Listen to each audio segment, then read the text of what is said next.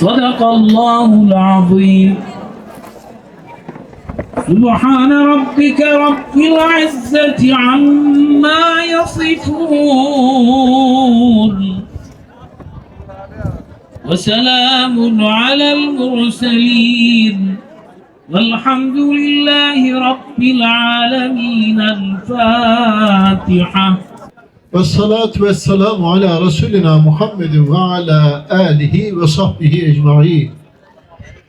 Cenab-ı Hak böyle güzel bir günde bizi buluşturdu.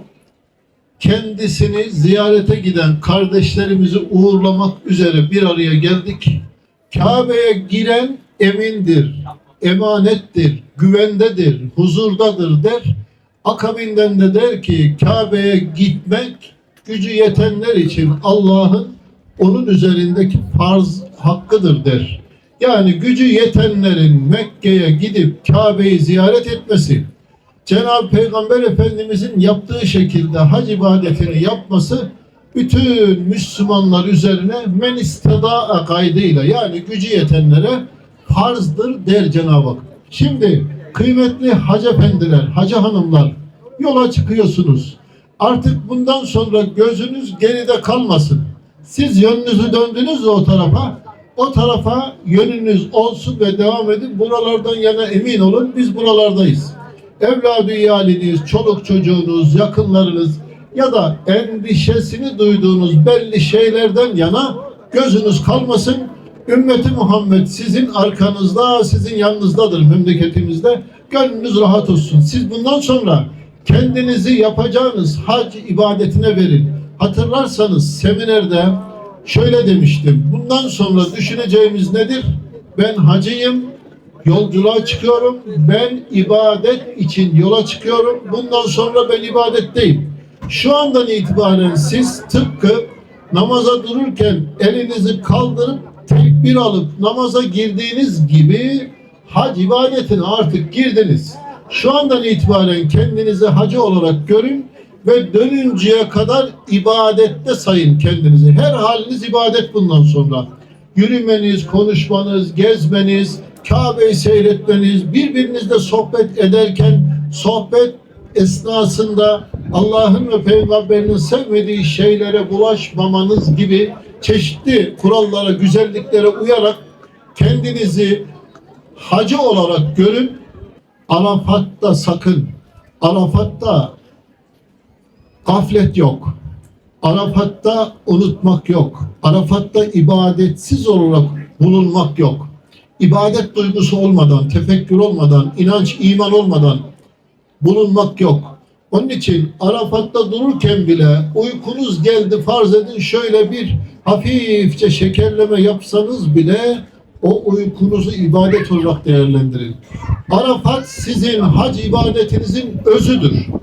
Arafat'ta Allah'a kendinizi kabul ettirirseniz Allah'ın izniyle hacı olarak dönersiniz. Arafat'ta dualarınız geri çevrilmez. Gönülden, kalpten dua edin.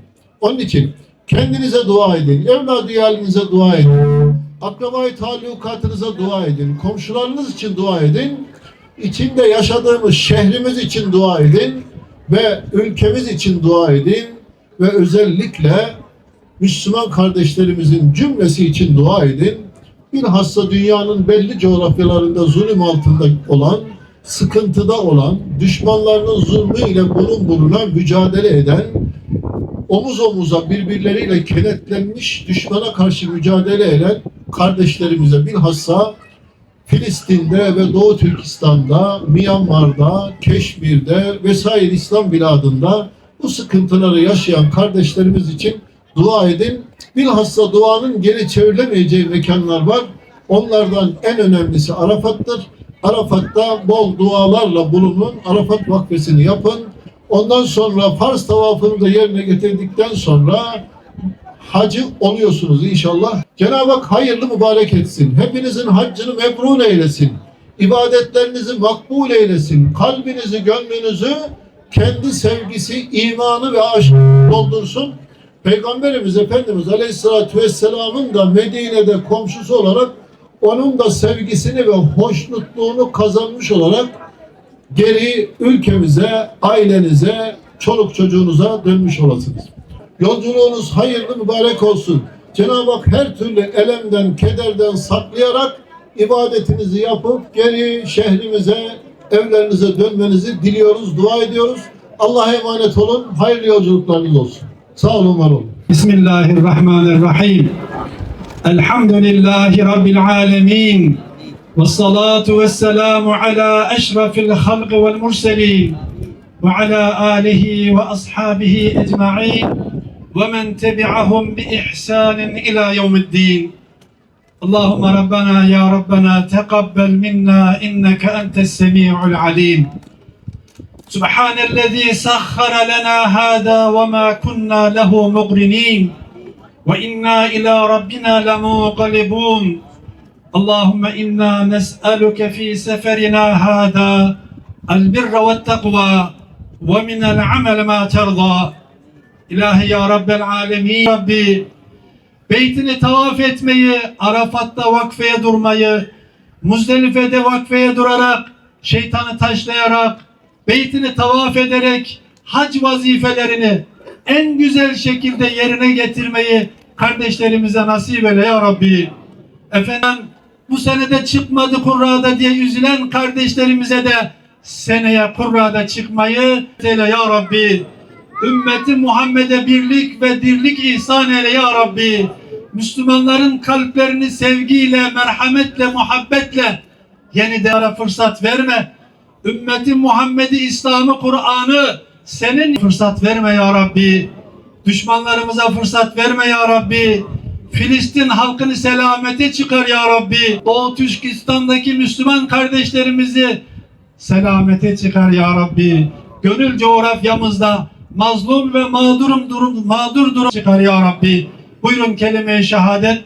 Eşhedü en la ilahe illallah ve eşhedü enne Muhammeden abduhu ve resuluh. Güvenliği için, geçmişlerimizin, ölmüşlerimizin rahmete ermesi için, cümlemizin yaratana iyi bir kul olmamıza vesile olması için, Allah rızası için. El Fatiha. Kıymetli hocalarımız, Mersin İl Müftümüz.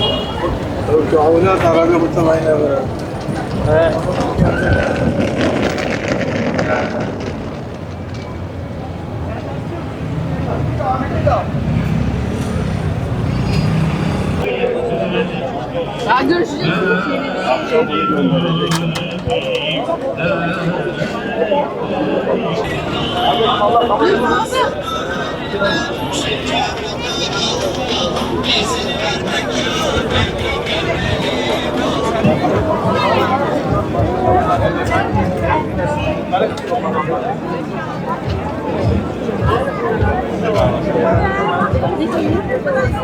Hayır.